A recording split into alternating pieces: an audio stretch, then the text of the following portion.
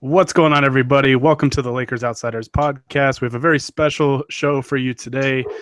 We will be doing a 2017 NBA mock draft for the entire first round. But before we get to that, let me introduce everybody. Gary Kester here with you as always. Joining us for the first time in forever is Austin Green. Austin, I was convinced that you just left the crew or something. I didn't even know you were still around. I died, basically. My cause of death was college homework. Yeah, but now I'm back. I'm dead. Just for the summer, right? Unlike Kobe's Achilles. Yeah, probably. All right. Wow. You know what? Dude. Well, Austin, your comeback was very short-lived because I'm about to short. kick you from this podcast. But also with us today is Dylan Heiser. Dylan, you've been on the podcast a lot recently. You're one of our top NBA draft guys here lately, and kind of been diving in. How are we feeling with the draft starting to creep up on us? I'm ready. I've pretty much locked in on who I want the Lakers to take, and I just want to get it underway so we can get ready to go to Summer League. That's right, Summer League about a month away. I'm pretty stoked for it. Jacob Rude will also be at Summer League, much like last year. Jacob, what's going on, buddy? The weather here is getting me prepared for Summer League because it just randomly was like 95 degrees today, so I'm sweating through it. Yeah, no, it's that's the only part that I don't enjoy about it. But we can stay inside and just watch hoops all day, right? So, I mean, that's all right. Kyle Hartwick is also with us. Kyle, I know you've been talking about Summer League. What's the latest on that? Money, you know. It's hard to come by these days, so we'll see if I can get that figured out. Relatable. And show up and bother you guys for free drinks at Summer League. So Free drinks. yeah, no, I'm Man, kidding. you're asking a lot. Now you got to hit up Anthony Irwin for that. Anthony Irwin. Yeah. He He owes me a drink, I think. He's the alcohol connoisseur. But Yeah. Just make sure Grant Guys, I don't think we need to say his name anymore. He's going to end up popping up on this pod, so we can just keep that down. It's like Beetlejuice. If we say his name 3 times, he just shows up. That's true. So no more of that. So before we dive into this mock draft, we plugged this the last time. We announced it on the last podcast, but we are doing over at LakersOutsiders.com. We are doing a 2017 NBA mock draft challenge. This is a challenge for anybody. Anybody can join as long as you go and like us on Facebook. Then you can just click. There's a pinned link on LakersOutsiders.com up at the top. Just click that link, and all the directions and guidelines are in that link, and you can actually download a Word document that has the draft order all laid out, and all you got to do is fill in the player and the school that they go to, and then just send it to us. You can either message us on Facebook, but the best option is going to be to email us at LakersOutsiders@gmail.com. Winner gets a $50 gift card to the NBA store online. Unless you live in New York, I think that's where it's at out there. But we'll just email you the gift card, or we'll mail you the gift card if you're the winner. Like I said, anybody can join. All you gotta do is like us on Facebook and then fill out the mock draft and send it to us, and you're automatically entered. So you can do that before the draft starts on June 22nd, and you'll be in there. So without further ado, let's go ahead and dive into this. This is the pick order that we're gonna do. Since there's 5 of us, we'll all be making 6 picks each. I hope Hani Amadian's proud of my math there. But Jacob Rude will be starting us off with the Celtics pick with the number 1 pick, and then we go to Dylan. We go to Dylan for the number 2 pick for the Lakers. I will be making the pick for the 76ers at number 3, and then Kyle will be picking for the Suns at number 4, and then Austin will be picking for the Kings at number 5. And I guess if you're doing it realistically, Austin, just take a dart and throw it at a board, and that's the guy you're picking. So That's my plan, honestly. or just draft the biggest player available. That's what their BPA stands for, not best player. Honestly, All right, so we're going to throw this to Jacob. Jacob, you're on the clock with the Celtics with the number 1 pick. I'm going to shock everybody here. You ready? Markelle Fultz. Oh, It's no I don't think it needs a whole lot of explaining. He's pretty much the consensus number one player in this draft. I mean, it's not fair that the Celtics get him, but alas, he'll come in. I think he'll probably make it a tough decision for Boston whether to max Isaiah, but regardless, seems like the no-brainer pick here. And I think the timeline is right for them, right? Isaiah's got 2 more years left on that contract. You give Fultz 2 years in a very good environment. As much as I hate to say it, he comes from – we were talking about this before we went on, but Washington is such a dumpster fire right now with their basketball program. And then he goes, to a team that's extremely well coached and has a good roster already, and they're already competing out in the East. Even though, you run into the buzzsaw that is LeBron every year, but yeah, no, that'll be really interesting to see how he kind of fits in there and how much he progresses in 2 years when Isaiah Thomas becomes a free agent. So, and with great anticipation, Dylan Heiser is up with the Los Angeles Lakers with the number 2 pick. Dylan, a lot of pressure here. Oh, yeah. All right, I'm just going to make it easy. I think the Lakers will take Lonzo Ball, UCLA. We've talked about him numerous times on the podcast, him and his dad. And they're a package deal. So the Lakers will get Lonzo and LeVar. I think he's the best player there. Right. And he could beat Michael Jordan one-on-one. So, there's a lot of upside there. He said he could beat Magic one-on-one, too. Yeah. Wait, did he? Yeah. But yeah, I think he's the best fit there, and I think he's also the second best prospect on the board. So the Lakers get another playmaker to go alongside D'Angelo Russell and winning player as well. So And Dylan's a big baller. And the big baller brand. So they have exclusive rights there. The biggest question is who's going to be the one to shake Adam Silver's hand first? Is it going to be Lonzo or LeVar? It's definitely going to be LeVar. He's just going to walk up there himself. I'm going to imagine it'll play out like when the Kanye West Taylor Swift Grammy thing, where Lonzo will go up there to start to shake his hand, and then LeVar will just kind of rush the stage and shake his hand, and that's how in my head I envision it playing out. Yeah, I think it's going to be honestly like the first take thing where Lonzo's dragging his head right behind him, and then LeVar's out there all jolly and excited to meet Adam Silver. So, I was going to say he's going to go take the hat from Adam Silver and hand it to Lonzo himself, and then pose with Lonzo, and Adam Silver's just going to be walking away. So he's going to slap a Big Baller brand sticker on the front. So. All right, so that puts me on the clock with the Philadelphia 76ers, and I've been all over the place with this pick because there's so many different ways they can go. They've got Ben Simmons coming back, so and he's going to play a lot of point for them, which will obviously factor in. I'm going to take a guy that I think a lot of people will consider this a reach, but he's the same guy I have going number 3 in my personal mock draft. I'm going to give them Dennis Smith Jr. out of NC State. I went back and forth between him and Malik Monk and a little bit with Josh Jackson. But for them, I think they need a little more offense, right?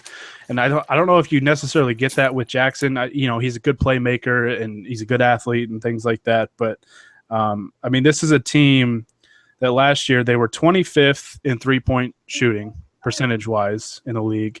And I just think they need an upgrade at the position. I know, like I said, Ben Simmons is going to start at point probably.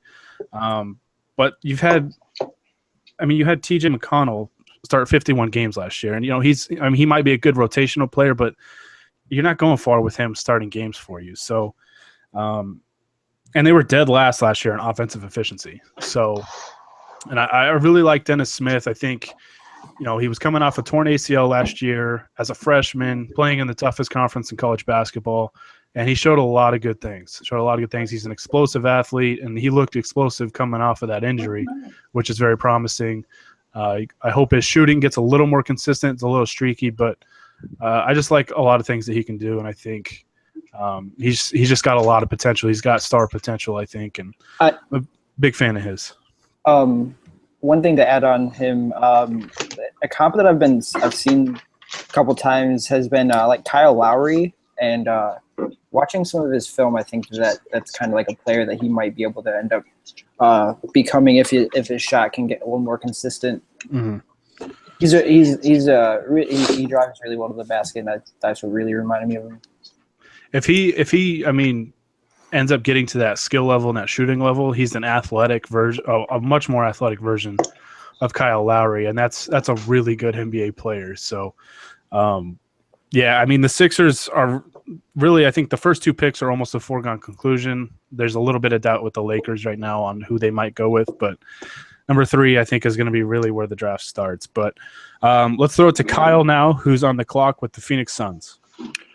Sort of piggybacking on the last point that Gary made, I definitely think that the draft does kind of start with the Sixers, mostly because it's sort of a foregone conclusion at this point that the Celtics are going to take Fultz at number 1. Lakers will take Ball at number 2, which kind of puts the Suns in like a number 2 type situation because there are many different directions that the Sixers could go, leaving the Suns maybe without their guy. Luckily enough, I chose 3 or 4 options for the Suns at number 4. None of them were taken, and I get to choose my number 1 overall guy, which is Josh Jackson. I feel like he'd be a perfect fit for the Suns and kind of the guy that they need on that team. He can guard basically 1 through 4, maybe. Very physical guy, 2-way player, kind of a good shooter. He shot, I think it was 55% and 38% from 3. So I mean, we don't know how that's going to translate, but there's a definite possibility that could. And yeah, they get their guy. So that's awesome. Yeah, they definitely need help on the wing, and I think for them, I mean, it's going to come down to 2 players, and I don't want to mention the second player, even though he might be the next guy off the board. But yeah, to me, I think they're sitting in a good position, even though they dropped 2 spots in the draft, because the first 2 guys are guards, and they don't necessarily need one because they have Bledsoe, Brandon Knight, and obviously Devin Booker is their main centerpiece right now. So yeah, I think they're sitting pretty good to get one of the top 2 wings in this draft, and I mean that's definitely something that they need. So even though they fell 2 spots, I think Phoenix is still in a pretty good position there. So Austin, you are on the board with the Sacramento Kings. I mean, you got to pick a big guy. Yeah. So the thing with the Kings is I can either go what is logical, or I can go with what's realistic. There's no overlap between the 2. Well, and then they're complete opposites of one another. Yeah, but the Kings need help at the point guard position. I don't believe they have a point guard on their roster under contract for 2018 right now. Like right. Darren Collison's a free agent. They have Buddy Hield at shooting guard, but they need help. They need so much help at the 3. Ben McLemore is going nowhere. I'd say so I'm gonna go. Fortunately for them, because they do have, I guess the one good thing about the Boogie trade is that they do have 2 picks in the top 10. Mm-hmm. So for the first pick at number 5, I'm gonna go with Jason Tatum out of Duke. He's a very physical, athletic wing. He's the type of guy where he can go in there and start day 1 and into an environment where there's really no one else hogging his minutes. He's a very, very solid, just all around defender. Hold on a second. Hey, a little bit of notes on him, but yeah, he's got a very nice wingspan.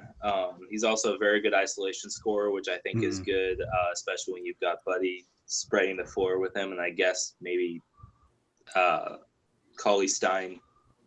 I don't know. Maybe Willie Cauley-Stein's good. Maybe not. I don't know. We'll see. But it's tough to tell when you play in Sacramento. It honestly is. You know, we still don't know about Boogie. Future Steph Curry. Oh yeah, or Steph Curry Jr. Buddy Hield. But no, he's a very solid athlete. probably, I think, needs a little more help on the defense, but offensively, he should really add some firepower. So I'm going Jason Tatum at number 5. Yeah, unfortunately, I saw it firsthand as a North Carolina fan 3 times that he can fill it up. He can fill it up really quickly. And, he's an excellent scorer. Defensively, he's shown moments. I think there were times, though, that I was kind of disappointed with him defensively. But, Yeah. At the same time, honestly, that situation was kind of, even though they were a good basketball team this year, like they were a number 2 seed in the NCAA tournament, they were disappointing in a lot of ways because of all the talent that they had, and like they were just trying to figure out a lot of things as they went. So I think that was kind of tough, especially defensively. They went through stretches where they really struggled, but we drafted a Duke player, I guess, and now we're throwing it to a Duke fan. So Matt, Jacob, you're on the clock with the Orlando Magic at number 6. Man, I was ready to give the Magic Jason Tatum and just gush all about him for, like 5 minutes and just make Gary mad. But thanks, Austin. Thanks for ruining that. You're welcome. The Magic, I mean, they're kind of almost a King's Light at this point. Their drafts they've not been great. And it seems like they're doing anything they can to kind of hinder Aaron Gordon's development. But I think with the way this draft kind of played out, there's really 2 guys that I think they would target, which would either be Jonathan Isaac or Malik Monk. I think in this case, I would go with Malik Monk to the Magic. They badly need some offense in their backcourt. Elfrid Payton isn't really that guy. I guess Fournier kind of plays some shooting guard, but I think you could slide him over to small forward, play Monk. I think Monk potentially has some kind of ball handling skills that typically Calipari kind of hides from his shooting guards. If you look at it like Devin Booker.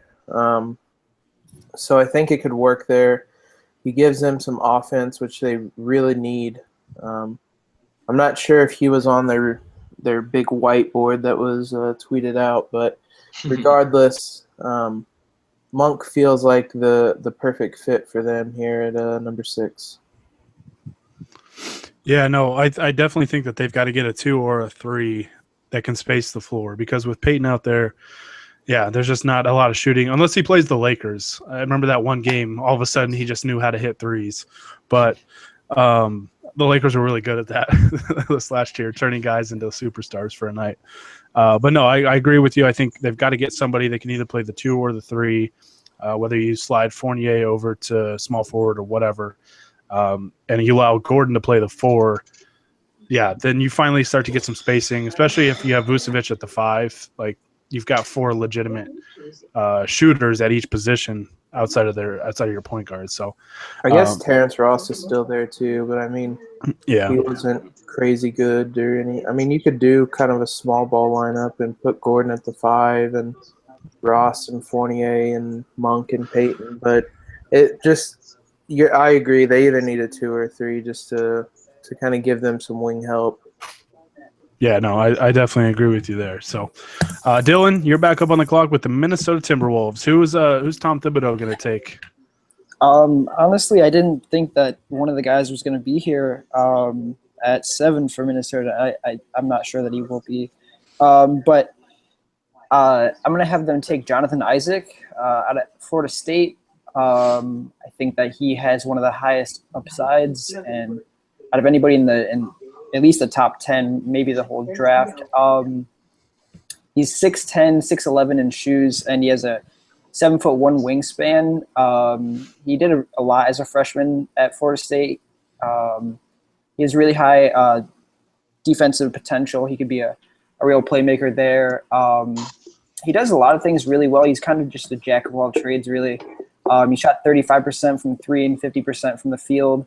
A couple blocks a game, average 8 rebounds, and turned them into like a real winner after they got going. They were a pretty good team down the stretch, and a lot of that had to do with him. So I think if the Timberwolves can add him there, they might be set at that power forward or small forward maybe position. Yeah, if you can put him at the 4, and you've Towns got to the 5. Towns at the 5, Wiggins at the 3, Levine at the 2, and then I'm assuming Rubio still at point. You talk about the defensive potential, and with Isaac, you get a little more floor spacing with him at the 4 because he's shown to be an adequate shooter. He's not a great one, but yeah, definitely a capable shooter, and especially if he's at the 4, you give Towns can step out and hit threes too. So there's a lot of floor spacing to work with because you kind of need it. It would be kind of the same thing that Orlando has, right? Like you have 4 guys that could be capable shooters from the outside, except for the point guard.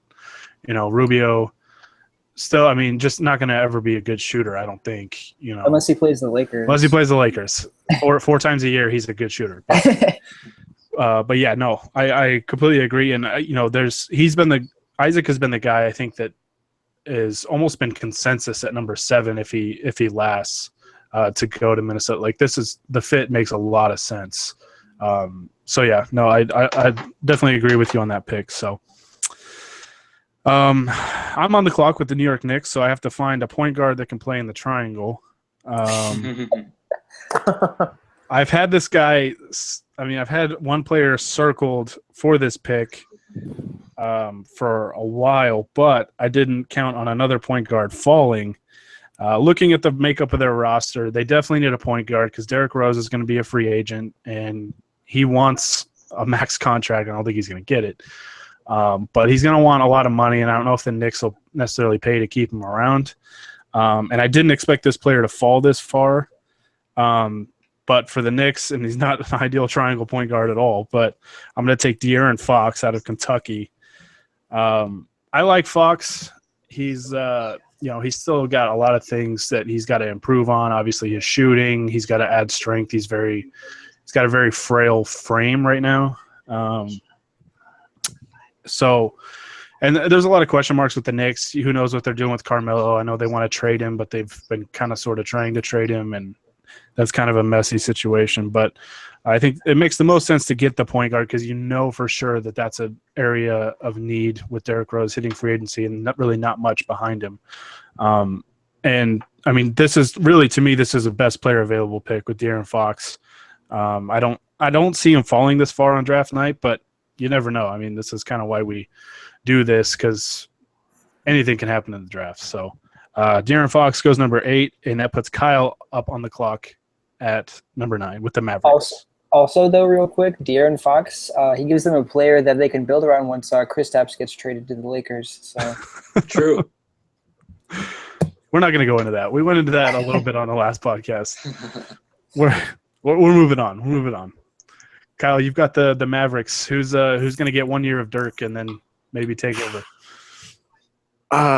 See, I'm torn because I know the Mavericks need a point guard, but I also really like this guy because people have been calling him Dirk Light for forever.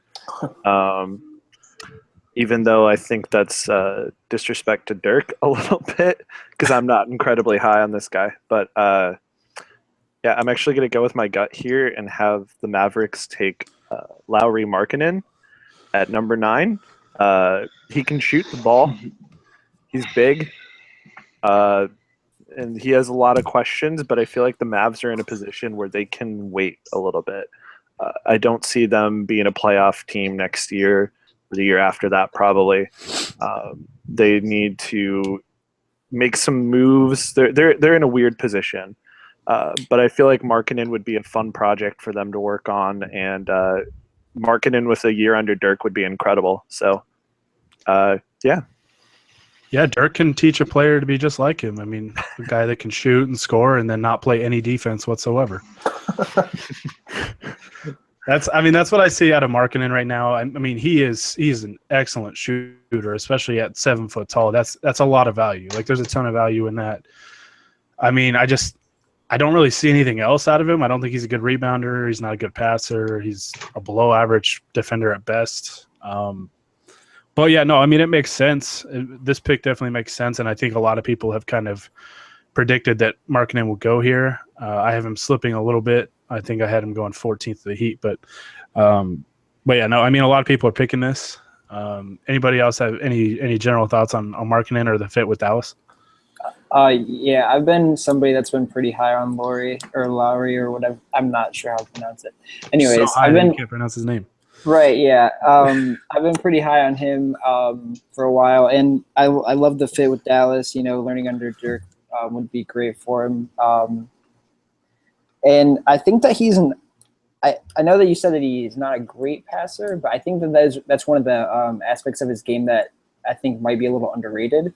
And some of the film that I've been watching on him, he at least has like a pretty high basketball IQ and makes the right reads, and he has some playmaking potential, I think. But yeah, I love that fit in Dallas at 9, so that was a good pick in my opinion.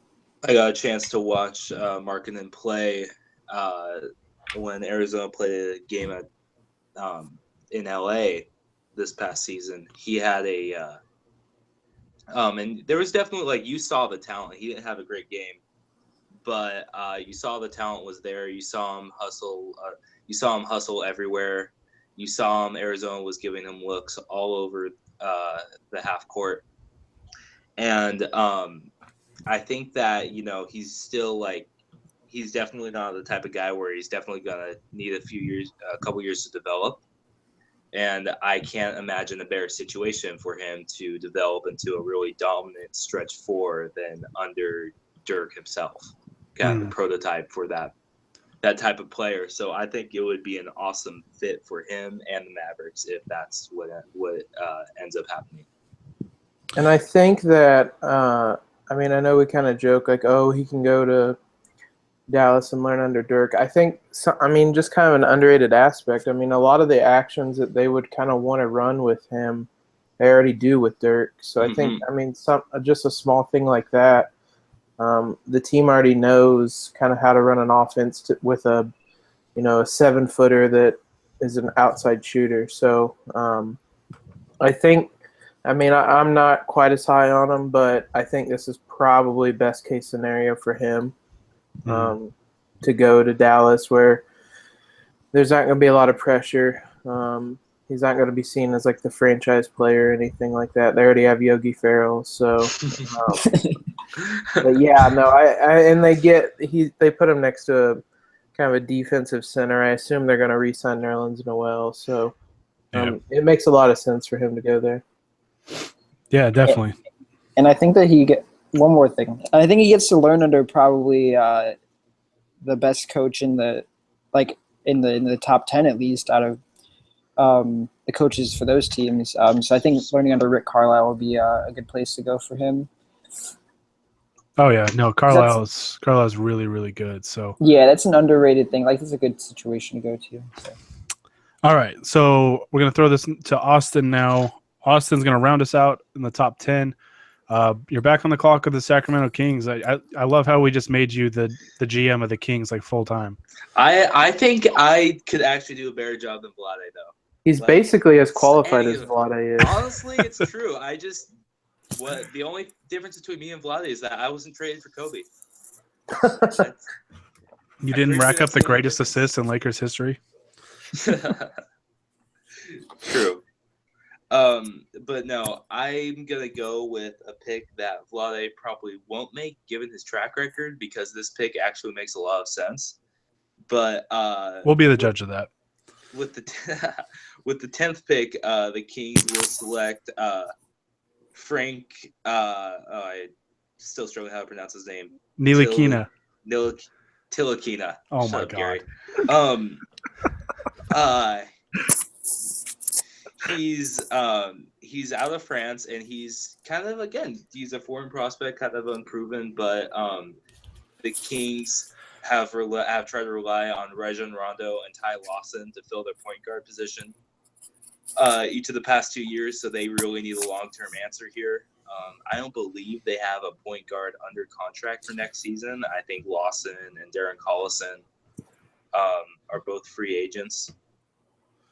Ntilikina is a very long, rangy guy who can project as a pretty good defender. and his jump shot has some questions, but part of that is also he'll be playing next to basically Steph Curry, so you don't have to worry about that. You did a very Kings thing, though. You picked a guy that you can't even pronounce his name correctly. So True. It works. All right, Jacob, you are on the clock with the Charlotte Hornets at number 11. This is interesting. De'Aaron Fox is still on the board, right? No, I picked him at No. 8. Okay. with the Knicks. Well, I mean, either way, I wouldn't have picked him, but well, I didn't remember you guys saying his name, so I was just kind of confused why Austin didn't take De'Aaron Fox. But regardless, you should be moving on. demoted to Kings GM after that. Yeah, well, it would be very Kings to pass up De'Aaron Fox and take a different point guard, to be fair. So, the Hornets, I mean, they're kind of like contractually obligated to take the tallest white guy remaining, but Markkanen was just picked. I guess Zach Collins is on the board, but really, not joking. I think they take probably the best player available that isn't a big man. They kind of are loaded up on those. So I would have them take Luke Kennard from Duke. He can come in, kind of fill the backup point guard / shooting guard role. Probably would play more point guard in Charlotte, I'd imagine. And they kind of need some offense from somebody that isn't Kemba Walker, and he can do that. One of just kind of the best pure shooters in the draft. He can do a lot of things. And an underrated, kind of a little bit of an underrated ball handler. He's 6'6", so I think he could play some point guard. He did a little bit at Duke. They didn't have a whole lot of depth in the backcourt, so he handled the ball a lot. So I think he could come in for Charlotte and really give them a spark off the bench, kind of be that sixth man that, especially if they do some like small ball lineups, he can slide in at shooting guard and have Batum as a small forward and Gilchrist, and then someone like Cody Zeller, Kaminsky, or something at center. So I'd go with Kennard here and make Jordan take a Duke guy. Yeah, I can't see that happening. I feel like he'd fire whoever does that. But yeah, no, I was actually pretty surprised at that pick. I mean, it's Jacob and he's a Duke fan, so I shouldn't be overly surprised. But no, Dylan's back on the clock with the Detroit Pistons. All right. This one, honestly, is going to be a tough pick. There's a couple players here that might make some sense for them. And all three, I picked 3 players to target for the Pistons, and all 3 of them on the board. So I'm just going to go with my highest rated prospect there, and it'd be Zach Collins. I think that My boy. I really like his game. He's a 7-footer. He does a lot really well. Most specifically, he is a good defender. He knows how to protect the rim a little bit. He seems to be working on his jump shot, so maybe he can become like a stretch 4, maybe that he can pair alongside with Drummond there. He's a solid passer. He does a lot of like small things well. He was a freshman last year, so he's still really young, has a lot of time to develop. And he was really one of the better players on that Gonzaga team. So yeah, I'll have them taking Zach Collins. I really like the part of his season where he lost to North Carolina in the national championship game. Was that your favorite part? Fight me. Oh, what? You guys didn't enjoy that? Okay. All right. That puts me on the clock with the Denver Nuggets. I actually have Collins going there in my mock because they need guys that can play defense, and he's a pretty solid rim protector and just defender in general. But with him off the board, I'm going to make Jacob Rude very happy with this pick. Jacob, I mean, you can announce it if you want. Come on. No. Because you can't say his name. No, you can. I mean, Okay. it's your boy. OG Anunoby. There He you will go. be your OG Anunoby and will be respected as such. No, I really like OG. I mean, he's still relatively raw. Like, there's a lot of things, he's got to fine tune. But from a physical standpoint, man, he just defensively and like there's times where his technique isn't like great, but physically he just engulfs guys with just his, like I said, his physical, his strength, his size, his lateral quickness. Like, I love him defensively. I think he's going to be so versatile. And he's a guy that, if you put him in pick and rolls, he can just switch and he can just take the ball handler, I think. So a little scary that he's coming off of a major knee injury, but I love his potential as, somebody that's so versatile and somebody who can play a number of positions and do it effectively. His shot's still, has a little bit of work, right, Jacob? I mean, it's a work in progress, but there's promise there. It looked a lot better this season before he got hurt. He had a couple injuries that he twisted his ankle against actually UNC, and that kept him out a while. But in kind of the small sample size, his shot not only looked better, but he just looked more confident taking it, which is a big thing. His freshman year, there was just a lot of hesitation with whenever he was open. This year, there wasn't any of that hesitation, and he was kind of creating his own shot at times. So if he comes in with that mindset, then yeah, he's going to be a monster. I mean, he has a 7'2" wingspan, almost a 9-foot standing reach. Mm-hmm. He just has ridiculously long arms, and he can lock it, like you said. I mean, in the tourney last year, he totally shut down Jamal Murray. But then he guarded a guy like Josh Jackson this year and did well against him. So, yeah, I mean, he's versatile defensively. You can kind of just put him on whoever the best perimeter player is on a team and have him just kind of lock him down. So, yeah, if he can come back healthy, which he did, I mean, but they did reveal that he just tore his ACL. There wasn't any other ligament damage. So, I mean, relatively speaking, that's good news. So there might not be quite as many concerns about him losing kind of that athleticism. So, yeah, I mean, if he were healthy, he'd be, I think, a top 10 pick. So I think if he does return to health, this is a really good pick. Yeah, because Denver was one of the best offensive teams in the league last year. Like, they were really good offensively, but they were 29th in defensive efficiency. Only the Lakers were worse. So, yeah, no, they need guys that can defend. And I mean, he's in this area. I mean, he's the best defender on the board. So, really like the fit here. And if he can become a solid 3-point shooter as well. I really like this fit right here for Denver. So, all right, Kyle, you've got the very last pick of the lottery, the Miami Heat with the 14th pick. Well, you screwed everything up for me. So You're welcome. We're rewriting everything here. I had all of my stuff prepared for OG. I think I'm going to go with the guy that Draft Express actually has at 14 for the Heat. I actually had him as number 2 for behind OG on Miami's board. But that's John Collins out of Wake Forest. Wow. Really good offensive guy. He's not that great on the defensive end. And depending on what you think about Hassan Whiteside, he's either a really good defender or complete trash. Yeah, I mean, you could probably hide some of his defensive shortcomings behind Hassan Whiteside, or you can have Hassan Whiteside also teach him something about defense.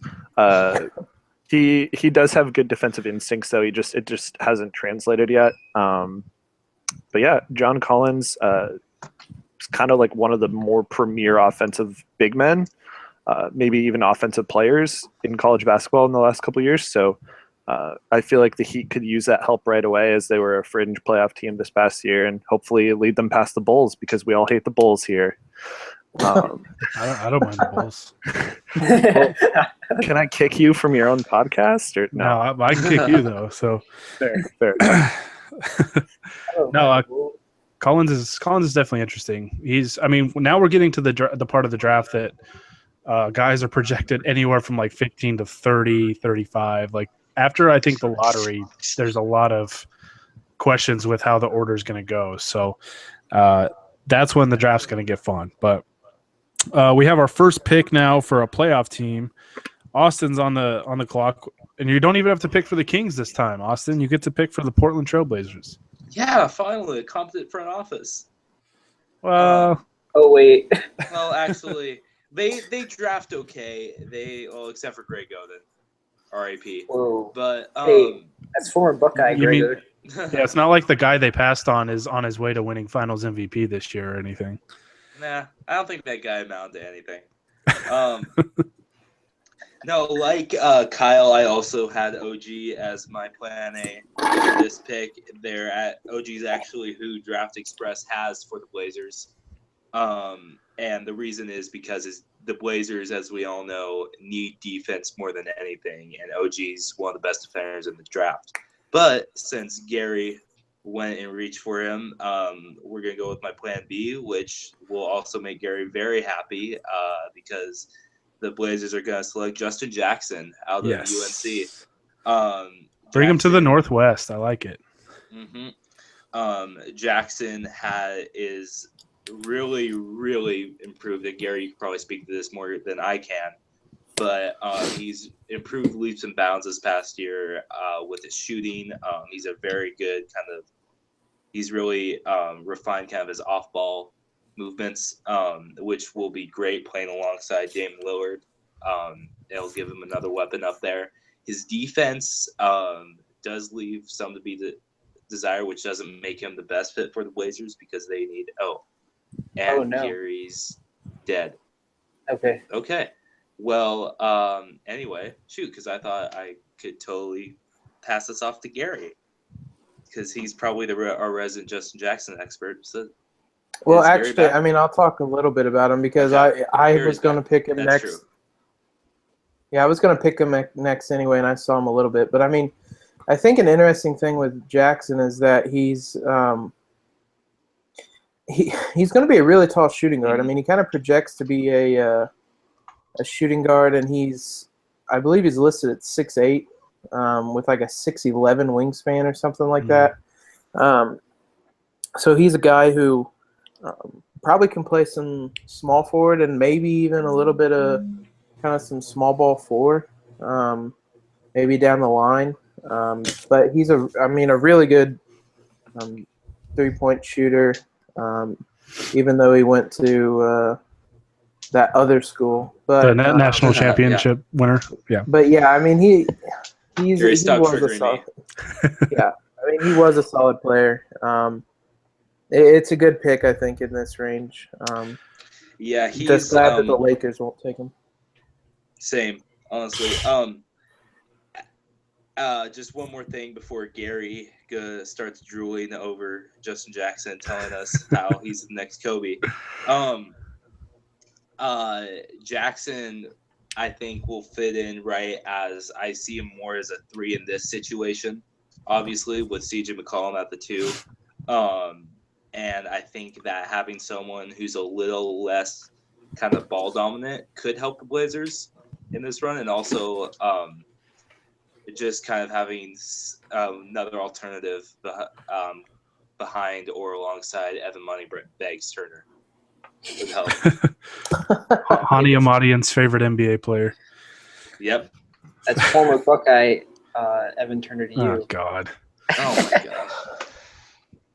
I'll talk about Jackson just a little bit, but I don't remember seeing somebody that took such a leap in 1 year with their shooting, quite like Justin Jackson did. He went from a guy that you absolutely just did not want shooting 3-pointers to one of their best, probably their second best 3-point shooter this year. It was just night and day. His performance as a junior as opposed to his freshman and sophomore seasons.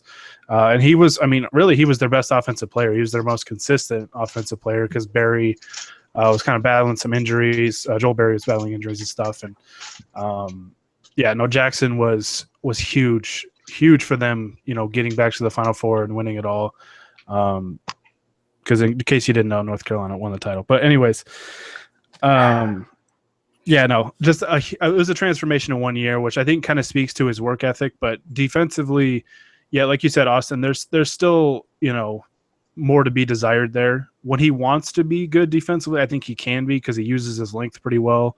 And if Jacob, you mentioned him as a shooting guard, I think ultimately that's where you'd want him defensively because he can use his length against kind of smaller guards and really bother them.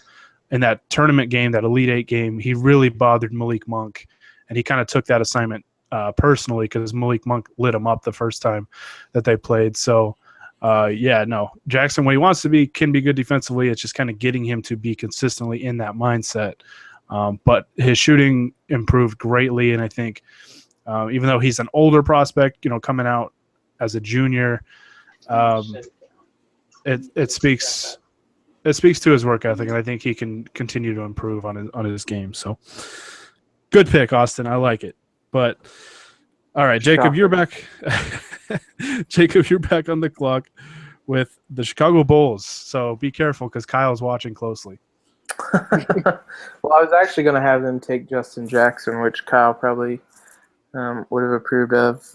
Have a player go from one trash program to another. But regardless, I do think they need some perimeter help since they did not know what a three-pointer was for most of the season, unless probably Mirotic shot it. But if Jackson's off the board, I think in this situation they'd go with Donovan Mitchell. Who probably kind of in this area, one of the last kind of guards left. There's a bit of a drop-off until kind of the next group of guards, lots of big men. But Mitchell, he's only 6'3", but he has a 6'10" wingspan, measured at the combine, and a 40-inch vertical leap. So crazy athletic. But on top of that, he shot 35% from three, which it would probably qualify as like the best three-point shooter on the Bulls, even as kind of mediocre as it is. But he's also a pretty solid defender. He averaged over 2 steals a game last year. Just overall, a prospect I've kind of grown on, someone I like who just really athletic, I think can come in and I don't know if he'd start day one. Rondo's probably gone. It's a non-guaranteed deal. Dwayne Wade does have a player option, but I can't imagine him turning down basically $24 million. So, but regardless, he can come in off the bench and just be that spark. And he's only 20 years old, he'll be 21 by the season starts. So overall, I really like Mitchell, and I think he'd fit really well in Chicago. Yeah, he's one of those guys that could go in a pretty wide range. I think from what I've seen, Pistons fans really like him at 12 if they keep that pick. He could go really anywhere in this sort of range in the middle of the first round. But yeah, he was. Jacob, we saw him in the ACC at Louisville, and he's a good, really solid player on both ends of the floor. And the measurables that he had at the combine were pretty astonishing. Like you said, with that 6'10" wingspan, being at 6'3", that's super impressive. So, speaking of wingspans, this team seems to love them. The Milwaukee Bucks, and Dylan, you're on the clock with the Bucks. They've got Giannis Antetokounmpo. They got to get him some help. So, which way are they going to go? I think they're going to take at 17 a cloning device, so they can just go ahead and make 5 Giannis's and just go ahead and roll that out and just cover the whole court in wingspan. But no, I think here is this. I actually had them taking Mitchell in my mock, so I'm going to go ahead and have them taking the next best player, I think, and it'd be Jarrett Allen out of center from Texas. He's 6'10", has a really long wingspan, 7'5", so he fits right in with that team there. He's really young, so he has quite a bit of time to mold into another player or into a good player. And they already have the veteran there, Thon Maker, so he can teach Allen some stuff. But yeah, he was better than I thought he would be for a freshman offensively. He could probably use some polishing there, but he defended the rim pretty well, rebounded well, and was pretty efficient on the offensive end. So I think that he'd be a decent fit off the bench there. Yeah, no, definitely a pick that makes a lot of sense there. So, no, I like that pick. But all right, so I got a pick for the Indiana Pacers at 18. I got to pick pick for a team with a guy that's going to be a Laker next summer, anyways. But Gotta draft PG's replacement. Yeah, yeah. The Pacers are an interesting team because they're kind of stuck in the middle of the pack, and they've got some cap space this summer, but Jeff Teague's a free agent. And they just got a lot of question marks. They got Miles Turner, and he's really good. So, I mean, they can really go a number of ways here. I don't know if this is going to be considered a reach, and I'm going a little different from my personal mock draft, but I'm going to give them TJ Leaf out of UCLA. My thinking with this is Miles Turner is going to be your 5, and he can space the floor a little bit. He's a really solid young prospect. I really like Miles Turner. I don't know what they're going to necessarily do at point guard. Maybe they re-sign Teague. He's going to get a pretty good payday, I think, this summer. And so you'd have Teague, you have Paul George, maybe Lance Stevenson since he's back. And then I think with Leaf, you get a guy that can help space the floor and just create a lot of room inside and just a lot of room to operate because he was a sharpshooter, for UCLA this year. And I think that really helped out Lonzo Ball a lot because he could really, really shoot it. And he's kind of an underrated athlete too. Like he's actually a pretty good athlete at that spot. So yeah, I'm not overly high on TJ Leaf because of his defense, but I think this fit here next to Miles Turner and Paul George and that crew, at least for a year, is a good fit. So I'll give the Pacers TJ Leaf, and then I'll throw it to Kyle with the 19th pick with the Atlanta Hawks. This is a pretty difficult pick to make, actually, just because I think more than anything, the Atlanta Hawks need some 3-point shooting of any kind. And at this point in the draft, it seems like everything's a big man, center or a power forward center. It's kind of hard. So they're going to have to start reaching at this point. And Terrence Ferguson is on Draft Express currently at 23 to the Raptors. But I also don't know if they take him here just because I don't like him personally as a guy that early. So they're going to reach a little bit more. Oh boy. See, I had Justin Jackson going to the Hawks, so this is screwing me up a lot. I'm actually going to go ahead. This is a huge reach, but I think they'll take Derek White here. Big reach, but he's a scorer. I feel like he can do a lot for them. Like I said, it's a reach. They'd probably rather take him at 31, which they have, but they desperately need guard helps, and I don't see them picking a big man here. So Derek White, I don't know what his 3-point percentage was, but he has pretty good offensive skills, and yeah, Derek White. I like Derek White. I think he's a really solid player, a potential candidate for the Lakers at 28 if they get rid of Jordan Clarkson, which is possible. But that's another discussion in itself. But yeah, no, I really like him. I don't know exactly where he's going to go, but like I've said a couple times now, we're at the point of the draft that it's just going to be chaotic.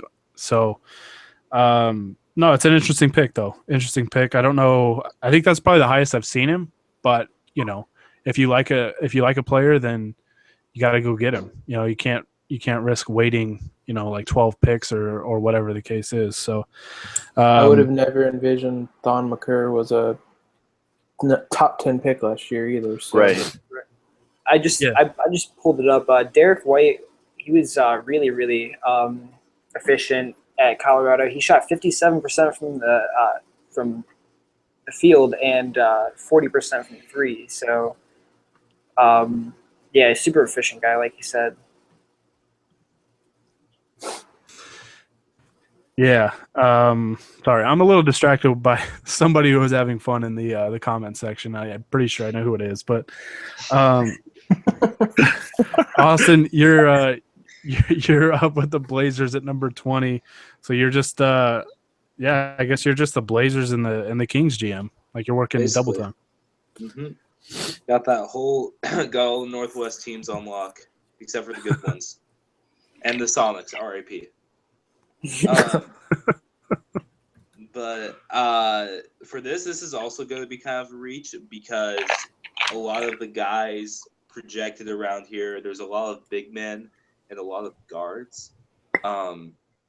Whereas the Blazers really need 3s and 4s. They have obviously Lillard and McCollum in the backcourt there, and then they basically stole Yusuf Nurkic from the Nuggets at the trade deadline, and that turned out to be great. And they have him under contract for, I think it's 3 more years and a team option. But he looks like he'll be around Portland for a while.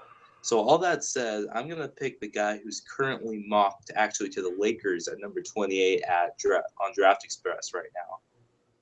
DJ Wilson out of Michigan. I think he was a solid pick. I was really high on Michigan as a sleeper pick coming into the NCAA tournament. Gary, we should go ahead and kick him real quick. That didn't turn out so well, but DJ Wilson really heated up down the stretch. There, he was a key part of that Big Ten championship, and the Michigan did make the Sweet 16. So, I'll take it. But he's not. I think this is more of kind of a home run pick because he's got a really low floor, but at the same time, he's got upside on defense, which is what the Blazers absolutely need right now, is to look for anyone who can kind of give them some help in the defense, on the defensive end, especially in the long term, because the guys they have under contract right now, except for basically Nurkic, who's not a great defender, but I guess is solid, is pretty much not going to help. Did they finish last in the league? No, they didn't finish last in defense. No, that'd be the Lakers. That would be the Lakers. They were bottom 5. They were They were really bad. So this is pretty much the Blazers getting really desperate for defense, and picking Wilson and hoping that he can help guard some, if anything, help Nurkic in the front court or spread or space out a little bit and guard some wings. So Blazers get DJ Wilson at 20. Yeah, he was a guy I was considering along with TJ Leaf with the Pacers. I ultimately went with a guy that can space the floor a little more. But yeah, no, I like DJ Wilson, and sorry, Jacob, but yeah, no, everybody's got 2 picks left, so we're going 21 through 30 now. Jacob, you're going to start us off with Oklahoma City Thunder. You got 1 year potentially left of Russell Westbrook. How are you going to help convince him to stay? This is basically a pick of who can handle Russ screaming at them for not passing him the ball. But this is kind of obvious. They were really bad when Russ wasn't on the floor last year, and they badly need kind of some playmakers, just somebody who can create offense Draft Express has this person kind of a lot lower than I expected. I've seen him mocked into the kind of this range a lot of other places, but I'm going to have the Thunder take Juwan Evans from Oklahoma State. In terms of just kind of creating his own offense, there was hardly anybody better. Evans can get to the rim basically at will. At least he could in college. He had some problems finishing at the rim, but regardless, I mean, like I said, the Thunder just badly need just any kind of offensive help. They've said that they're going to play Oladipo at point guard more. But regardless, they still need somebody else in that backcourt. I mean, it was really bad after Russ and Vic last year. Evans can come in. He can be the backup point guard. He can be the first guard off the bench. I think he can be a decent defender. He's 6 foot, but has a 6'6" wingspan. So yeah, I really like him. I know, like I said, Draft Express has him in the 30s, but I really like him, and I think it's be a pretty good pick for them. That's 3 guys that I was considering for Indiana. I feel like I'm actually the GM of Indiana now because I just keep bringing them up. But if that's the case, I'm just going to trade Paul George to the Lakers for number 28 and Luol Deng. But I see nothing wrong with that. David Stern just runs to the league office like, no, can't let this happen. A Dan Gilbert letter in Comic Sans. Comic Sans.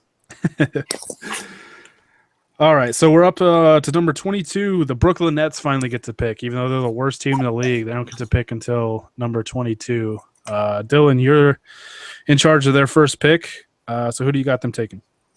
They need help in essentially every aspect of the game. But they also don't have very high expectations. It doesn't seem like at the moment I don't think they're going to be very good anytime soon. So they could take some guys with some high upside. And with that said, I have them taking Harry Giles. Giles. I said it wrong again. Anyways, Harry Giles out of Duke. He was a freshman last year. He was actually coming into this year. He was like one of the top rated prospects in this class, and he got hurt. So there's some injury issues there. But he has like super high upside, maybe the highest of anybody in this class. Jacob, I'm sure you could say some more about him. Since you're the resident Duke fan, but yeah, he does a lot really well. He was super athletic before the injuries, so maybe that will won't lose too much there. So, well, if you're the Nets too, like one of these 2 picks, you think they got to kind of swing for the fences a little bit and try and, since you're so bare of assets right now, you just, I mean, you got to try and find a way to get like a really good prospect. So yeah, no, I mean, this is a risk worth taking. The thing that I'm thinking here is like maybe I'm not sure how many years Brook Lopez has on his deal left, but I mean, if Giles is somebody or any of those bigs that are left on the board, because there's a ton of them in this range, really. Any of those guys impress them enough that they think they can be like the future center of their franchise. They could maybe trade one of the last remaining assets they have in Brook Lopez for some reason. Yeah. So. All right. So I get the Toronto Raptors with the 23rd pick. Kyle Lowry's a free agent.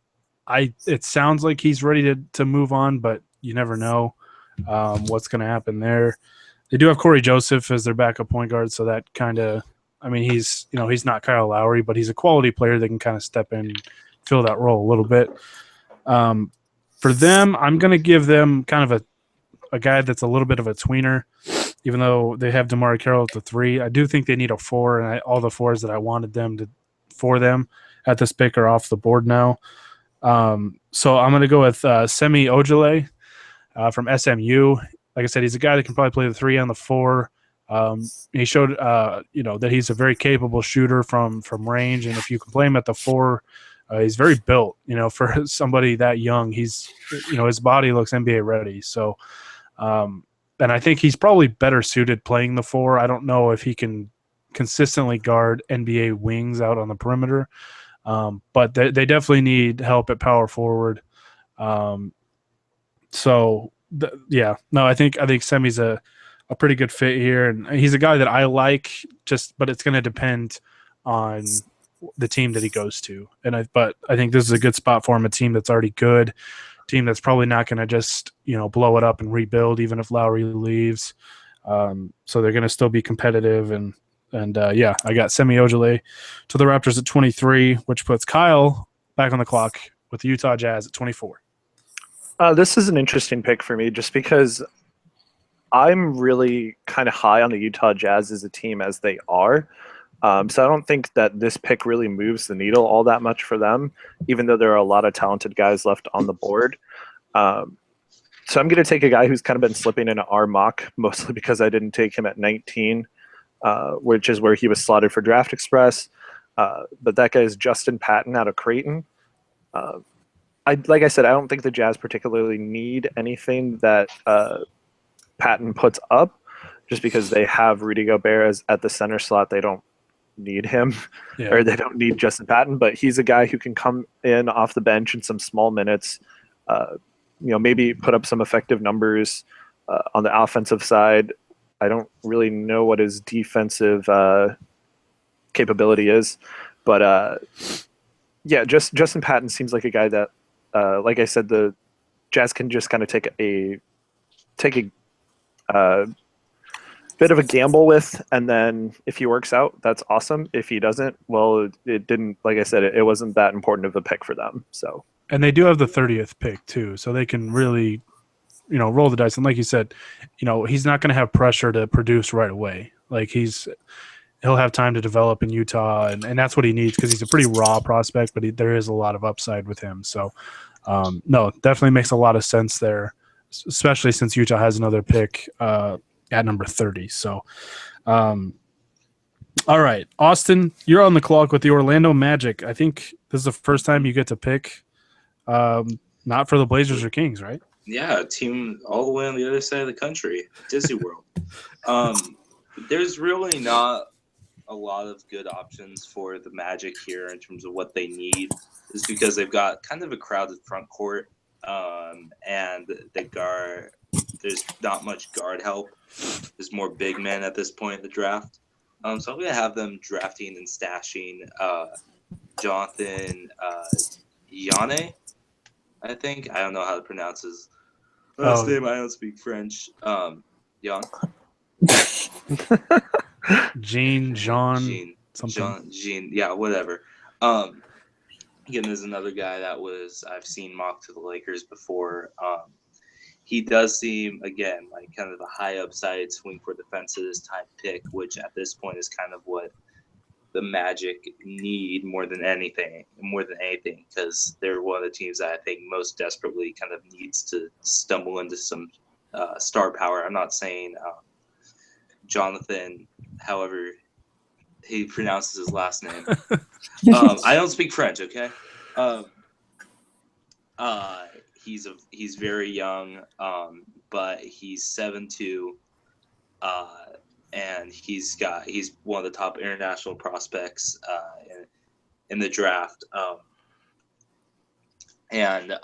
think that he's got an incredible wingspan. I think that close to 7'8", yeah.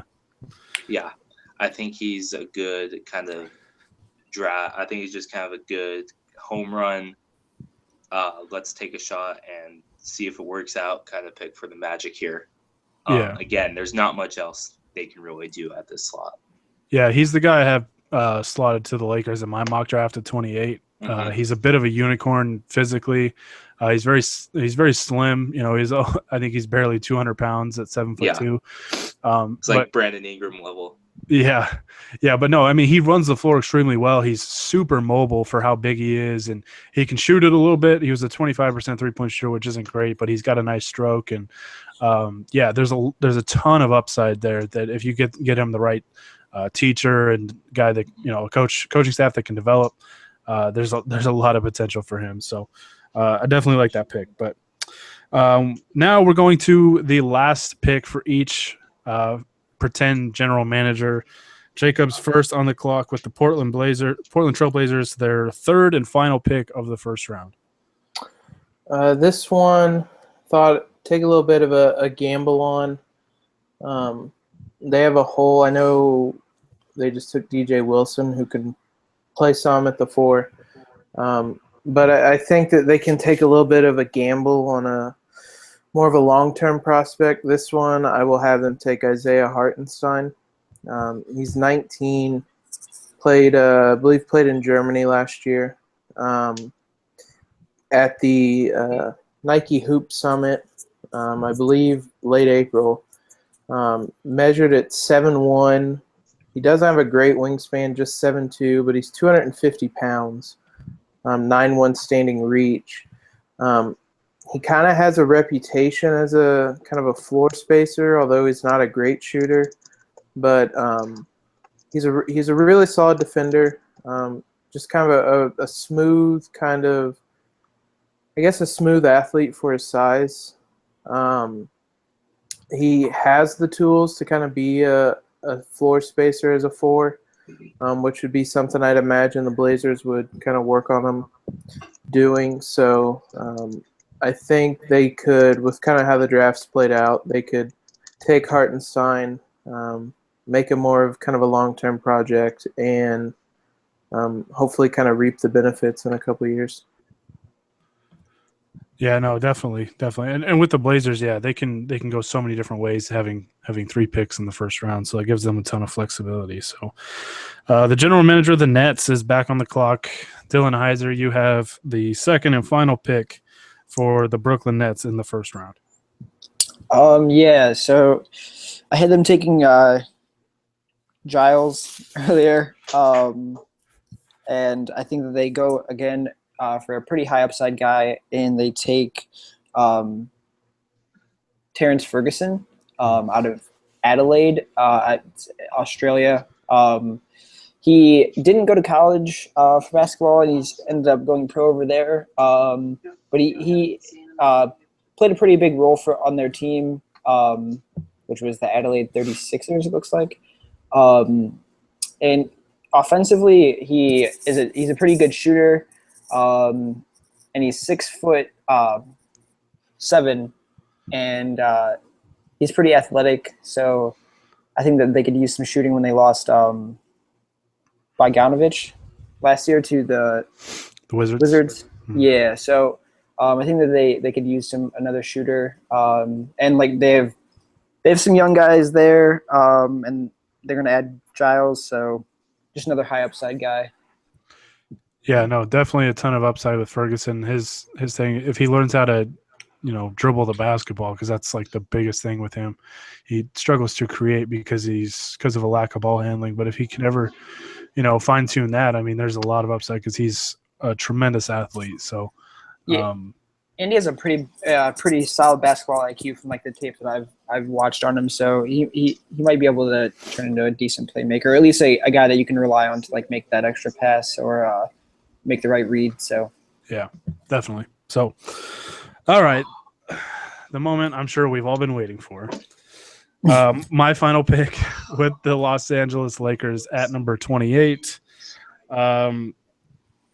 Ideally, they'll want, kind of a 3-and-D wing here, a guy that can actually play small forward and not just like shooting guard or just power forward. But I'm going to give them a big man that is very good defensively. He's very young still, comes from a coach that develops players extremely well for the NBA. And I'm going to give them Bam Adebayo from Kentucky. Every time I watch film on De'Aaron Fox, Adebayo is the one that kind of jumps out a little bit more. I love what he can do defensively. Whenever when he was switched onto a guard in a pick and roll setting, he stayed with them very, very well. Like, he moves his feet extremely well. He's big, he's athletic, and I would imagine the Lakers can hopefully shed the contract of Timofey Mozgov, either in a trade, maybe this summer or next summer, or they could stretch his contract to next summer potentially. So that would create some room with him and Zubats being your two centers. So yeah, I'm gonna give him Bam Adebayo, number 28. Any objections to the pick, fellas? That's Timofey Mozgov, or NBA champion Timofey Mozgov too. Okay, I mean, the Cavs haven't won an NBA Finals game since they let him go. So that's what I'm saying. a pretty strong correlation there, I think. Everyone acts like they need to bring back Delhi, but really Mozgov's the missing piece there. Oh God, he's gonna get a massive contract extension now because of us. Don't even joke about that. Too soon. All right, Kyle, you're picking for the Spurs, so the player you pick is going to automatically be good, but who's it going to be?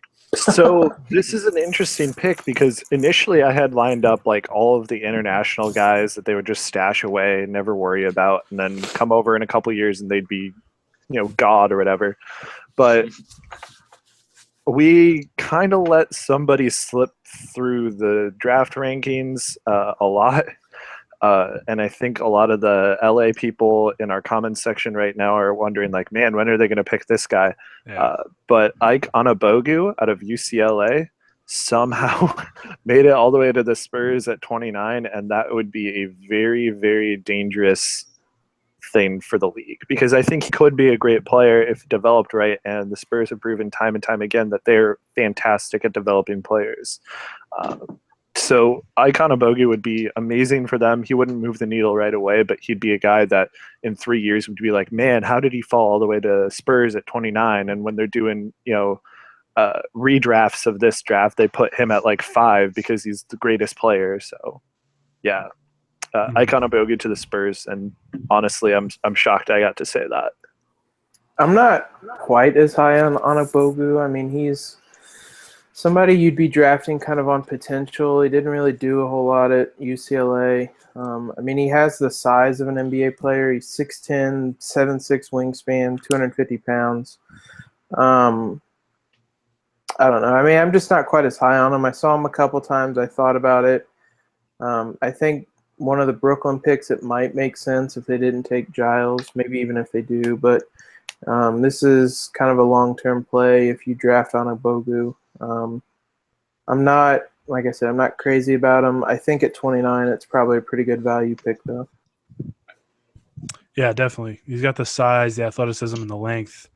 I mean, to be a good rim protector at the very least, if you can kind of fine tune the rest of his game. So, and it turns out that LaMarcus Aldridge is not a good rim protector. Weird. Who would have thought? Crazy. Plot twist. All right, Austin, you have the last pick of this 2017 Lakers Outsiders NBA Mock Draft 1.0. The Utah Jazz. Who's going to be the last pick of the first round? Alrighty, so kind of piggybacking off of what Kyle said when he picked them at number 24. Pick for them at number 24. I'm also very high on the Jazz and the way their roster is currently constructed. They have their big question is if they can retain Hayward. I think they will. And I think they'll be set up really well for the future, even just their roster as is. The one thing is, though, to retain Hayward and George Hill, they'll probably need to let Joe Ingles go, which will create kind of a little bit of a void at the shooting guard position. So with that, the Jazz, with 30th overall pick, will take Josh Hart out of Villanova. I think he's just strikes me as a very Jazz type player with kind of the culture that Quentin Snyder's building over there. Very high IQ, kind of an older player who can kind of come in and contribute right away to a playoff team. Hart was obviously a huge part of that championship team back when they beat some weird. I don't know who did they beat. Who did they beat in the championship? UNC. You guys remember that? It was UNC. Yeah. Oh yeah, that last shot. Yeah, Perkins, that last shot. No, no comment. Sorry, Gary. I'm not gonna get kicked. Anybody else want to comment on the 2016 national title game? We're not talking about that. We're talking about how they bounced back. Okay, let's stay recent here. No, thanks, Austin, for joining us. But yeah, no, he's done after that. But He's gone. this is why you don't make me the host of the podcast. But This is no, a dictatorship. I will give him credit for that pick. Josh Hart, I think makes perfect sense here. He's a player that's going to be good. I think is going to make an impact pretty early on. I doubt he's going to ever be like a superstar or anything, but just a really solid player off the bench. Me a lot of Malcolm Brogdon from this year's draft. Just a Yeah. guy that can come in and kind of be that role player on a contending team, get some big minutes, and I think for the Jazz makes a lot of sense for a lot of the reasons Austin said. If they're going to probably lose Joe Ingles, he's the type of guy that can come in and I think give them some minutes throughout the year and probably even in the playoffs. Yeah, no, definitely. I agree with that. So, all right, that is it for the first round or for our first mock draft this week. I'm hoping if everybody gets theirs done, we're going to have a table that has all of our mock drafts up.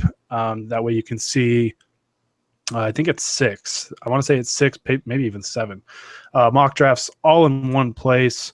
So we'll have that up, and so you can give us, if you're going to give us hate comments on our drafting abilities, send it there, because this is kind of, we're just playing this as the draft goes along, and it's going to be different every single time we do it. So, but no, that's going to do it for us.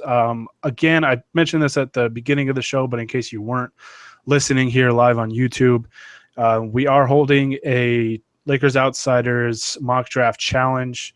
All you got to do is go to LakersOutsiders.com. It's right up there at the top of the screen. When you get there, it's just how to enter the mock draft challenge. Click on that link. All the instructions, the directions, the guidelines are there. All you have to do is like us on Facebook, and you are eligible to enter. You can download the link that is already set up for you. All you got to do is fill it out with the players that you think are going to be picked in what order. Send it to us at LakersOutsiders@gmail.com. You can also message it to us on Facebook, but the email option is going to be the best option for us to see. And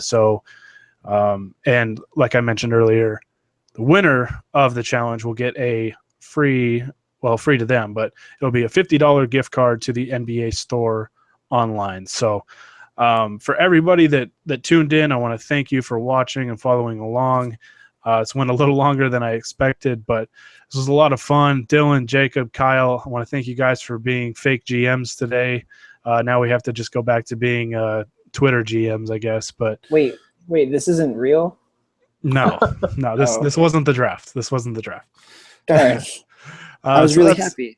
That's going to do it for us. I would say thanks, Austin, for joining us, but you really kind of left on a sour note there. But yeah, no, thank you all again for tuning in. If you like the podcast, you can subscribe to us on iTunes and on YouTube.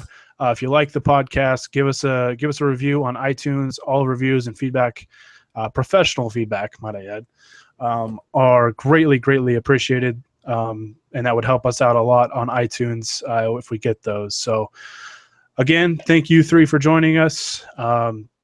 Thanks everybody for tuning in. This is Gary Kester of the Lakers Outsiders signing off. Until next time.